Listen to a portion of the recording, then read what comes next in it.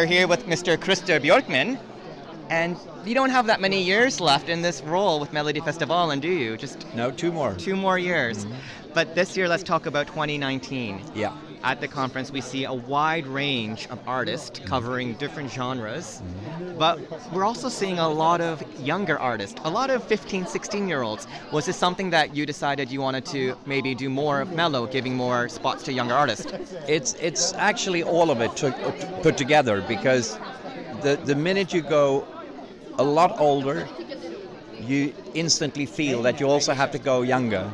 So you sort of stretch the limits, in every way, and it became something very dynamic in that, and it's such a joy to introduce this collection of marvelous artists to the press today.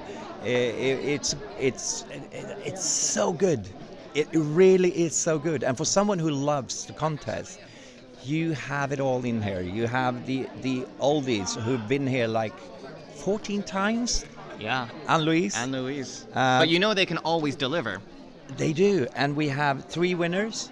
Yes. We have 6 artists who have made it to second place, and we know for sure that they really, really want to take that last step. So it's going to be very competitive, and it's not always that. It's a handful who you can usually feel they really want to win. But this year you got a lot of people. We got a lot of people who's going to go in there and really go for it, and they really want to win. Now, it's going to be a while until we hear the songs, but going back to this year's Eurovision Song Contest, talking about Benjamin Ingrosso and his song with his song Dance You Off. Yeah. It ranked really high with the juries, second place, but the televotes were quite low. What do you think happened with that number? I wasn't the least surprised about that, because it's such a smooth song.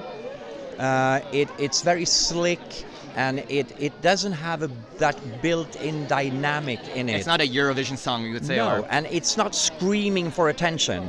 And everything in the Eurovision is screaming for attention. Right. And that is just laid back and so cool. And that is detected by a jury.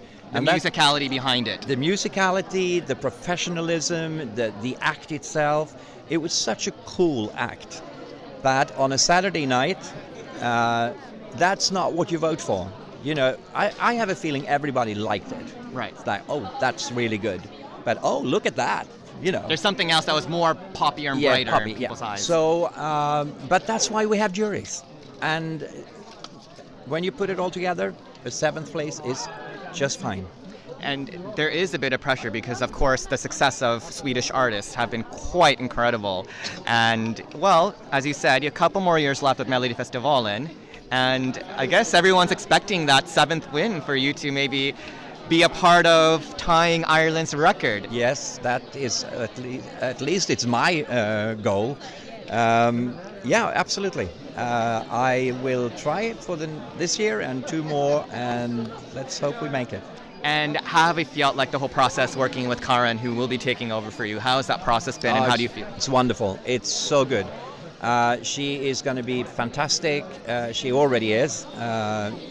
And however, I have the final say still.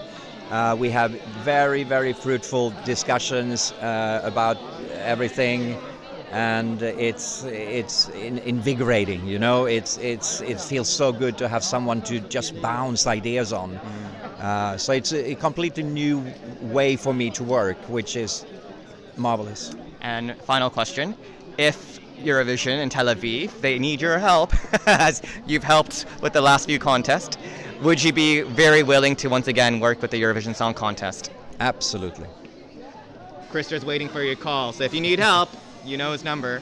Thank you so much again, Krister. Thank you. We'll see you next year.